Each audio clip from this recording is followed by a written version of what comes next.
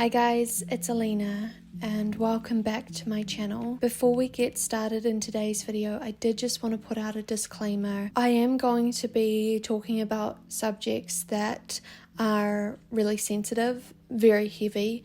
I am going to be talking about the fawning response, topics of SA, and also consent.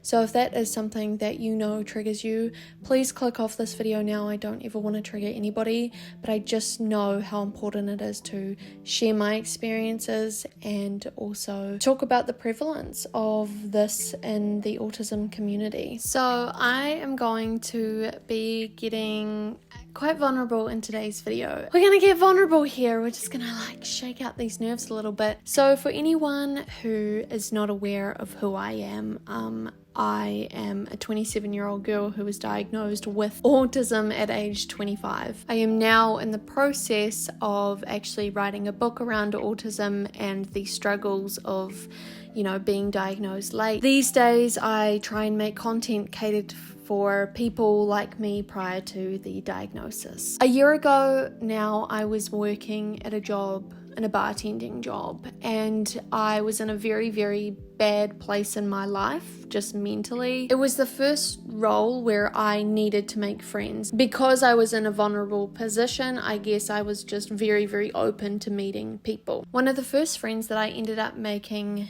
at this job was with someone who I'm going to refer to as the cook, because that's what his role was in the restaurant that I worked at. And he was married, had children, 60 years of age, I imagine. And you might think that's quite a weird first friend to make, but where we had this connection immediately was him outlining to me pretty early on. He was sharing his experiences of being a father to a young boy who had autism. And I don't believe that he knew at the time that I had autism, but it was something that we immediately clicked on, and I was able to share my experiences of having been undiagnosed, and subsequently it was able to help him parent this child. So we kind of had this really off the bat, quite a meaningful friendship, I would say. The cook was somebody that everybody kind of turned to within the restaurant. He was somebody that everyone trusted. They actually referred to him as the father of the group because he kind of just took everyone under his wing. And so there was no reason for me to believe that his friendship with me was worrying, because he was like that with so many other people that I worked with. Cut to around 8 months ago now, I ended up experiencing burnout. It's something that I've referenced in my working employment video. If you would like to watch that, I will link it down below. I ended up getting a doctor's certificate surrounding my autism as to why I couldn't actually come back to work. This particular day, I decided to drop this certificate in, and I was in my normal clothes, and I ended up going straight to the cook to tell him that I wouldn't be returning back to work. Out of everybody that was there, it was him that I went to, because I knew that he was going to be probably the most disappointed. As I suspected, he was absolutely devastated, but actually said some really lovely things like, "You're gorgeous. I've been watching the life drain from your eyes since you've started till now. Go and find your happiness." He was so upset to see me leave. And so I actually made this comment, and I know immediately people are going to be like, well, this is what catapulted you into the next situation. I explained to him that I had, the house to myself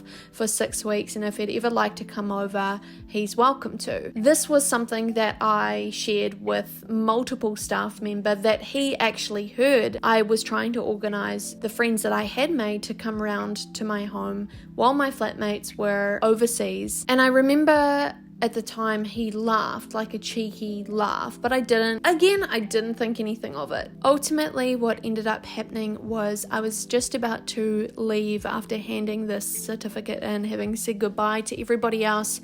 I went back to the cook and I just hugged him. He was actually tearing up and I think crying, and he grabbed my hand, he just switched from crying to grab my hand, and he pulled me.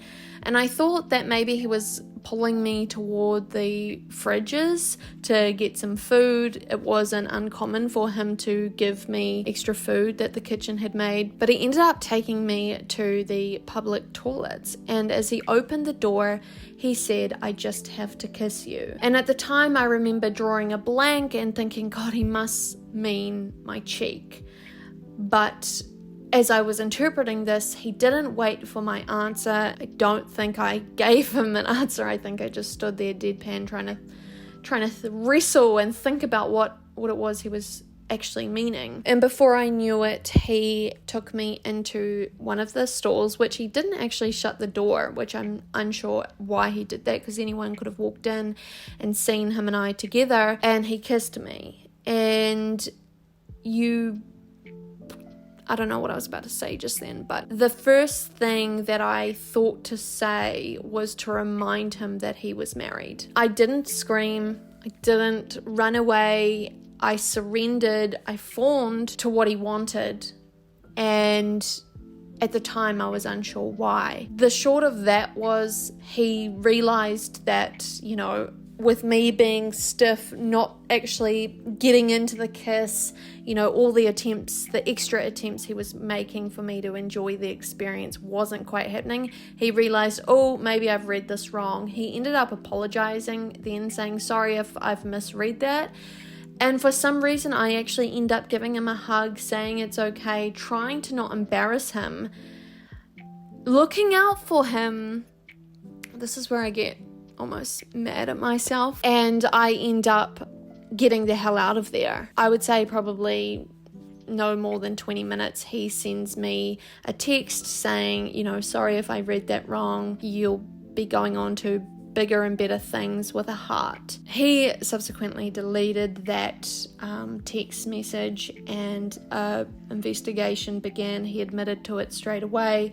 He was not stood down at all. He continues to be the cook at the same restaurant, and I'm the one who is now unable to go anywhere near that building. He got his slap on the wrist and his warning, and for me, the issues will be lifelong. The repercussions for him were over and done with as soon as he got his verdict that he kept his job, and he's still in his marriage, still no doubt doing the same old shit. And I realize that is an incredibly heavy story to share, but I think that it's a very real case of how autism can impact how you handle situations. Sorry if the camera keeps moving as well. I'm just trying to avoid the ever-changing light. I wrote this thing down at the time, like a couple months after that experience happened. I just want to say I don't blame myself for what I did at the time. At the time, I absolutely did, but now, today, I don't judge myself for how I handled it. I believed I did the best that I could, and now I have more understanding as to why I did. But at the time I wrote, every step of the journey through my life, I have felt that I was always missing something. The social intuition to spot whether people did or did not like me, the subtlety of sarcasm woven into jokes, and the ability to handle loud and busy social outings, all in the name of fun. These gaps in social understanding have constantly echoed a sense of inadequacy. Hence, I swiftly crafted a coping mechanism, one so revolutionary that it became my entire social identity, the constant people pleaser. I think this is an extremely common experience for people on the autism spectrum, because the majority of our lives, especially if you've been undiagnosed, it's just been one big mindfuck. And you're trying to understand how to fit in, how to make friends, how to connect when everything just doesn't quite match up. And so you begin to perform. And so in those moments where someone could be taking advantage of you, like the cook was with me, I was so focused on making a friend, fitting into this new work environment, that I probably missed so many red flags he was giving me throughout those 5-6 months that I was there. The point where neurotypicals will be watching someone else's behavior and not analyzing their own, like that's where it differs for autistic people. We're so focused on our own performance, which is what it is. That's what conversations are. It feels like a performance when it doesn't come naturally to us. We're so focused on, did we nail that? Did we say that correctly? That we just miss when someone's acting poorly or, dangerously. There's the fight and flight response, but there's also the freeze and fawn response. Having learned that, after my experience with the cook was revolutionary. This is a response that I know is very common for people that are being held hostage. They've been kidnapped and they don't want to make their aggressor more aggressive. They comply to exactly what the person wants and the better chances of survival. To me, that makes more sense. I was so aware that if I angered this man or embarrassed him or, I was just trying to avoid the worst case scenario. If I just went about it like I did, I believed that I would get away with less damage done to me physically, which is a sad statement to say, because the mental stuff for months after was exceptionally heavy. Fawning behavior in autism doesn't have to be fully around SA consent. It can be around many other things. It can literally just be in a conversation. So I just want you to keep that in mind. Fawning behavior can look like excessive social compliance. No matter what is asked or expected of you, you will comply. You have difficulty asserting your boundaries, saying no. No, I don't want you to touch me there. No, I can't come out tonight. You don't know how to set your own limits, always leaving you depleted. Fawning behavior in autism can also look like disregarding your own needs. This is an extremely common thing, especially for autistic folk. We go to the movie theater, for example. It is like volume dial to 100, and we've just got to be like, I'm enjoying this. I'm loving it. It's always super freaking cold. We've learned to disregard our own perspective, our own needs, seeking social harmony. Yes. For some of us, we find conflict deeply distressing, and this distress often leads us to bending over backwards to, bring down a conversation so that it doesn't get heated. Oftentimes just agreeing just for the sake of it not eventuating into an argument. Trouble advocating for themselves. I think it goes without saying. Autistic people can find it incredibly challenging to verbally ask for their needs to be met. An example of this is in conversation I really try and avoid, like if there's a yawn coming up, I don't want to look like I'm not listening or, bored of them, so I suppress the need to yawn.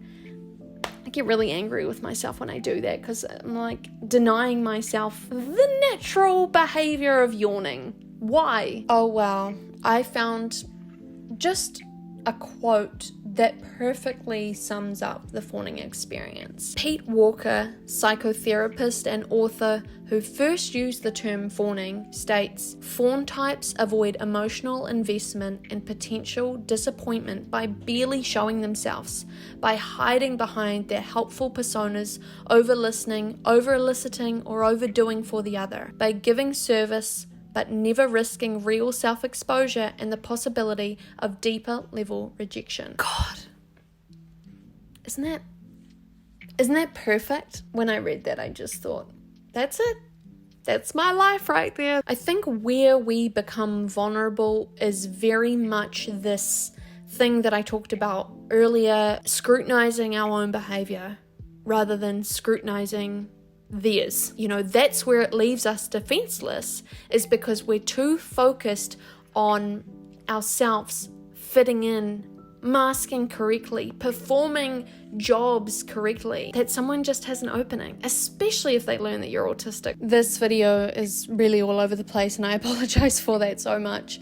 I've moved now because the sunshine is just overpowering my face. So I've touched on fawning, and now I want to talk about something also as extremely important, and that is consent. This can get very, very blurry, especially when we like somebody. If we find ourselves experiencing SA from somebody that is unsuspecting, the chef at your restaurant, your boss, a friend, someone that you did not allow to kiss you, to touch you, our brains are able to separate that experience and just, put it in this bad category, especially with autism, black and white thinking, good, bad. We can say that was a bad experience and just write it off as bad. Where it can get particularly confusing is when we actually allow someone into our beds, actually want somebody to kiss us, and then get swept up with maybe more. The complexities begin in the heat of the moment. Just as an example, if you're kissing somebody and you really want them to kiss you, you enjoy them touching you, you're enjoying the physical intimacy of that act, then they start to believe that they can do more. Then they're thinking, because you're responsive to this, then you're responsive to more. And they're just assuming that you're okay with that. I don't know about you, but for somebody like me, it takes me a while to know how I feel about something. And so if something happened in the heat of the moment, where I wasn't expecting it, part of me enjoyed it, part of me was like, whoa, wasn't expecting this, I'm quite overwhelmed, I'm unsure how to make sense of these emotions, the better thing for me would be to say goodnight and let me digest. But there have been moments in my life where I've just gone along with it because part of me is enjoying it definitely, and I'll probably enjoy it. And then most of the time, I don't. I think why this happens is it can be easier to play the part of somebody that loves this encounter, that loves the intimacy, that loves this person, than it is to stop them in their tracks and say, no thanks, good night. That's hard for anybody, but imagine, somebody who gravitates toward fawning, especially if they don't like confrontation. Ultimately, this is something that if you are resonating with anything that I am talking about, I would so love for you to deep dive into fawning, the fawning response. There's so much information out there that I've not been able to put into all of this video, but I've compiled a list today of things I wish I knew when it came to the opposite sex or navigating dating, because I'm extremely naive to it all and I've had to learn the hard way. If someone is making persistent sexual jokes or remarks about your appearance, don't label them as harmless because they were delivered in joke form. The individual is testing you to see how you react to their advances and disguising them in casual delivery. If you are casually dating someone and they invite themselves to stay, even if they're saying things like, don't worry, I'll sleep on the couch, you won't hear a peep from me, they're lying and have other intentions. If a stranger or coworker asks you personal questions about your life, you don't have to share, and certainly not in any detail. Regardless of whether you feel connected to them by sharing facts about your life, men will assume that you are opening up and therefore will feel closer towards you. If someone is standing too close to you, giving you prolonged eye contact, or if there is unnecessary touching in conversation, be alert. These are subtle cues to get closer to you and go beyond casual conversating. Just because someone doesn't explicitly state, I'm into you and have dirty fantasies about you, doesn't mean their bigger intentions are not there. I know we innately trust the words of others, but people can lie very, very easily. Please just know in any of this, if you are resonating with any of these things that I have talked about, please just know you're not alone. There is information out there is stuff out there, and I just hope, if anything, this video just provided a little bit of comfort, a little bit of understanding toward yourself. Don't be so hard on yourself if you are somebody that just surrenders to what other people want. It's how you've survived. It's how you've utilized socializing, and just understanding, reading up about it has helped me recognize my own behavior. I'm so sorry this video was all over the place. I really, really apologize, but I hope you resonated with this. I hope you enjoyed the video. If you'd like to follow me on my different social media platforms, I will link them down below. I make plenty of autism neurodivergent content. I'll talk to you guys very soon. Bye.